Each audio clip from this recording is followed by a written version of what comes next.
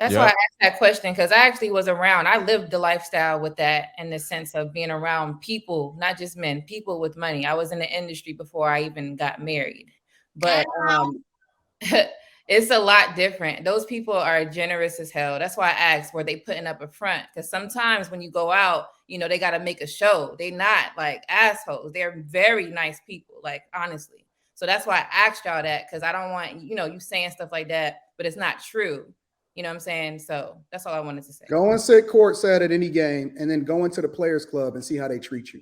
Every single person in there, all the wives are incredibly nice and helpful, and the dudes bend over backwards in order to ensure that they have every single accommodation. If you telling me that that's the way that you don't want to be controlled, then I think that it's something seriously wrong in the head with the majority of our women. Well, the thing about it is, it's something seriously wrong in the head of our women.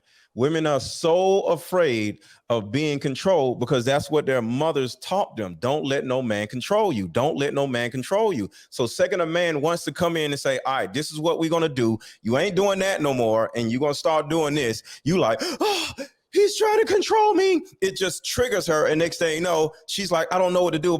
But at the end of the day, control isn't really control. It depends on who the man is, of course, but control is about system.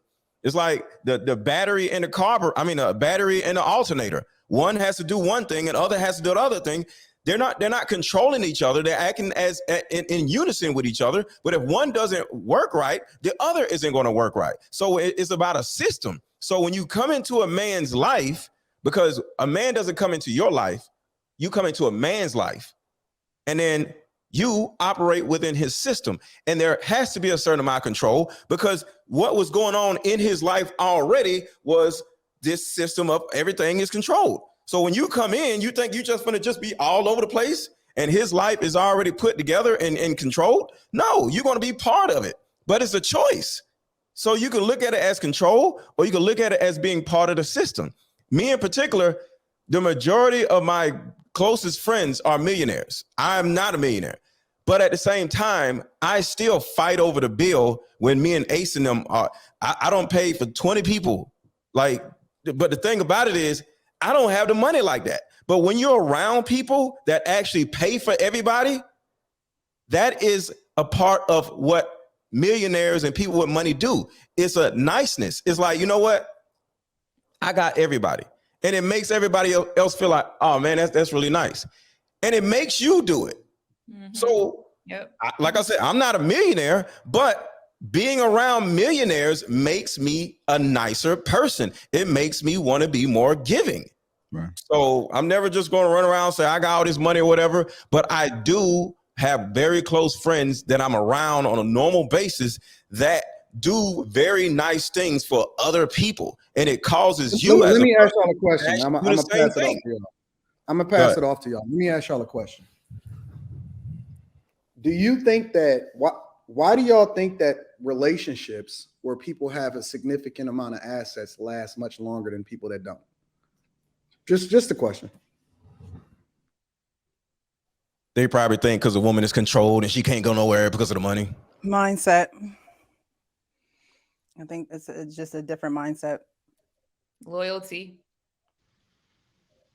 So as far as mindset, that means the woman, the man who has money has to find a woman that has the right mindset.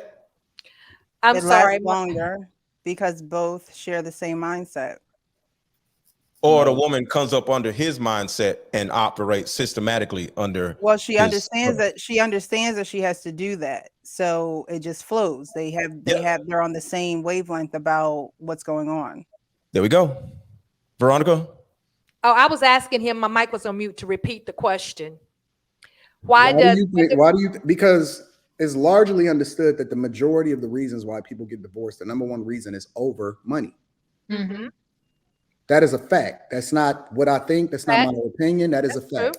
Why is it that when people have significant resources over a longer period of time, they tend to stay together longer? Relationships last longer with people that have resources and money. Why is that? Maybe they look at it as more like it's a business, and they have more to lose if they was to split up. I don't know. Well, in a way, everything is a business, though. Like everything is a business. I do agree with what Anton said. Couple of shows back. Marriage is a business at the end of the day. And in any business, the employees or the manager or the CEO has to make sure that the best interest of the business itself is running properly and not be in their feelings about what they want to do and what they. And so even the CEO is controlled in a way, because if he doesn't do things that's best for the business, he's going to lose the whole business. So not only are the employees under a certain amount of control systematically, the damn boss is under a certain amount of control, because that's the way any business runs. Everybody got to be on the same page. So when it comes to control, any woman that doesn't want to be controlled needs to say her ass single, because that's the problem. A lot of these little childish ass women, you're going to control me. Get your ass out of here. I think it's the approach. I mean, in any relationship that you're in, you can say, and it's the approach. You're not going to approach me telling me this is how it's going to be. No. Nope. That's exactly Veronica, right. No. this is how it is already. It's not about how it's going to be. No, what I'm saying is already going. You're getting on the train, Veronica. The freight train is already going. The train is stopping for you to get on, and you're either going to get on it or the train is going to keep going. It's already going. This is how it's supposed to be. This is how it is. What I'm saying is, no man is going to approach me and tell me what I'm going to do and how I'm going to do it. It's a way you're going to approach me. You're not going to approach me as if I'm a child. I don't think they. How many men do you think that you've dated that probably had a net worth of $5 million or more? If you had to guess.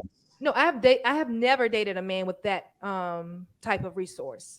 5 million or more. I've never dated a man with. The highest is 6 figures. That's it. No, 5 million. So you don't know what it's like to turn down a man and make that much, or turn him away.